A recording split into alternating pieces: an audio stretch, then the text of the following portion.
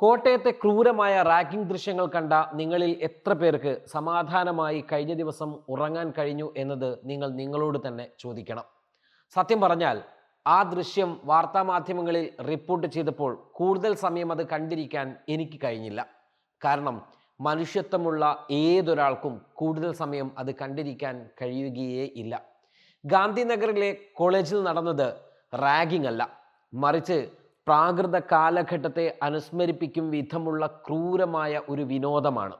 ഒരു വിദ്യാർത്ഥിയെ കട്ടിലിൽ തോർത്തുമുണ്ടുപയോഗിച്ച് കൈകാലുകൾ ബന്ധിച്ച് കെട്ടിയിടുക, ദേഹമാസകലം വിവിധ തരത്തിലുള്ള ക്രൂരകൃത്യങ്ങൾക്ക് വിധേയനാക്കുക, ഡിവൈഡറും കോമ്പസും ഉപയോഗിച്ച് കുത്തുക, വയറിൽ കോമ്പസ് കൊണ്ട് കുത്തി വട്ടം വരയ്ക്കുക, ചോര പൊടിയുന്ന ഇടങ്ങളിൽ എരിവുള്ള ലോഷനുകൾ പുരട്ടുക, മാറിൽ ക്ലിപ്പുകൾ കുടുക്കി വേദനിപ്പിക്കുക, സ്വകാര്യ ഭാഗത്ത് ടെമ്പുകൾ കയറ്റിവെച്ച് അനങ്ങാൻ പോലും കഴിയാത്ത അവസ്ഥയിൽ നിലനിർത്തുക, അത് കണ്ട് ചിരിക്കുക, തീർന്നില്ല, വായിലേക്ക് ലോഷനുകൾ ഒഴിക്കുക.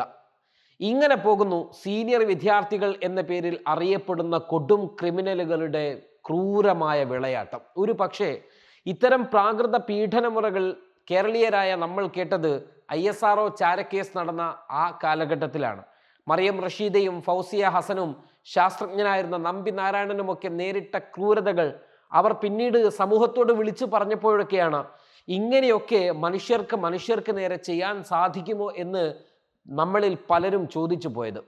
സിനിമകളിലൊക്കെ ഇത്തരം ക്രൂരകൃത്യങ്ങൾ പലരും കണ്ടിട്ടുണ്ടാവണം. നോക്കൂ, ഇവരുടെ പേര് വിദ്യാർത്ഥികൾ എന്നാണ്.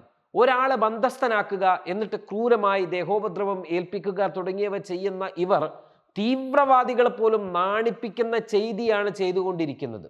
കാലങ്ങളായി നമ്മുടെ കേരളത്തിലെ പല ക്യാമ്പസുകളിലും ക്രൂരമായ റാഗിങ്ങുകൾ അരങ്ങേറിയിട്ടുണ്ട്. പക്ഷേ ഇരയാക്കപ്പെടുന്ന വിദ്യാർത്ഥികൾക്ക് വേണ്ടി അധികമൊന്നും ആരും സംസാരിച്ചിട്ടില്ല എന്നതാണ് ഇവിടെ യാഥാർത്ഥ്യം. ഒരു അറസ്റ്റ്, കുറച്ചു കാലത്തേക്ക് ജയിലിൽ കഴിഞ്ഞ് ജാമ്യവും നേടി നേരെ ഏത് കോളേജിലാണോ അവർ പരിലസിച്ചിരുന്നത് ആ കോളേജിലേക്ക് തന്നെ അവർ തിരികെ വരുന്നു. ഇക്കാലയളവ് കൊണ്ട് തന്നെ കോളേജ് ഏർപ്പെടുത്തിയിരുന്ന സസ്പെൻഷൻ കാലയളവും അവസാനിച്ചിരിക്കും. പിന്നെ ഈ ക്രിമിനലുകളുടെ വളർച്ചയാണ്, വിളയാട്ടമാണ്. കോളേജിൽ പിന്നീട് അവർ ഹീറോ പരിവേഷത്തിലാണ് ഉണ്ടാവുക. വിദ്യാർത്ഥികളുടെ എല്ലാം പേടി സ്വപ്നമായി പിന്നീട് ഇവർ മാറും. അധ്യാപകരും എന്തിന് പ്രിൻസിപ്പൽ വരെ ഇവരെ ബഹുമാനിക്കും. രാഷ്ട്രീയ പിൻബലം വേറെ. യഥാർത്ഥത്തിൽ ഇതൊക്കെയാണ് നമ്മുടെ സാമൂഹിക അന്തരീക്ഷത്തിൽ നടന്നുകൊണ്ടിരിക്കുന്നത് കാലങ്ങളായി. ഇവർ അവരുടെ ക്രൂരകൃത്യങ്ങൾ യഥേഷ്ടം തുടരുകയും ചെയ്യും. ആയുസിന്റെ ബലം ഒന്നുകൊണ്ട് മാത്രമാണ് റാഗിങ്ങിന് വിധേയനായ ആ കുട്ടി ഇന്നും ജീവനോടെ ഇരിക്കുന്നത്. മറിച്ചൊന്നായിരുന്നു സംഭവിച്ചിരുന്നതെങ്കിൽ ഡൽഹി പീഡന കേസിൽ ആ പെൺകുട്ടി നേരിട്ട ക്രൂരകൃത്യങ്ങൾക്ക് സമാനമായ സാഹചര്യം ഉണ്ടായിട്ടും പക്ഷേ ഇവിടെ പ്രതിഷേധങ്ങളോ മറ്റോ ഒന്നും ഉണ്ടായില്ല. ഞാൻ പറഞ്ഞല്ലോ, മറിച്ചൊന്നായിരുന്നു ഇവിടെ സംഭവിച്ചിരുന്നതെങ്കിൽ നമ്മൾ അതിനെക്കുറിച്ച് വളരെ വലിയ വായിൽ വേവലാതികൾ പറയും. ഈ കുട്ടി ഇപ്പോഴും ജീവിച്ചിരിപ്പുണ്ടല്ലോ. റാഗിംഗ് അല്ലേ, കോളേജല്ലേ, കുട്ടികളല്ലേ, ഇതൊക്കെ സ്വാഭാവികമല്ലേ എന്ന ചിന്താധാരയാണ് ഇവിടെ ഉണ്ടാവുക. അതിനിയും തുടർന്നു വരിക തന്നെ ചെയ്യും. എന്നാൽ ആ കുട്ടിയുടെയും കുടുംബത്തിൻ്റെയും മനുഷ്യാവകാശത്തെയും മാനസികാവസ്ഥയെയും കുറിച്ച് ചിന്തിച്ചു നോക്കൂ.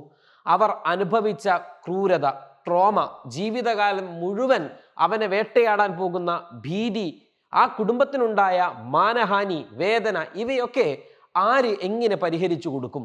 അതിനുത്തരം പക്ഷേ ഇതുവരെയും ആരും നൽകിയിട്ടില്ല എന്നത് നമ്മൾ തിരിച്ചറിയണം. നമ്മുടെ നിയമനിർമ്മാണ സഭകളിൽ എത്ര തവണ ഉയർന്നു വന്ന വിഷയമാണ് റാഗിംഗ്.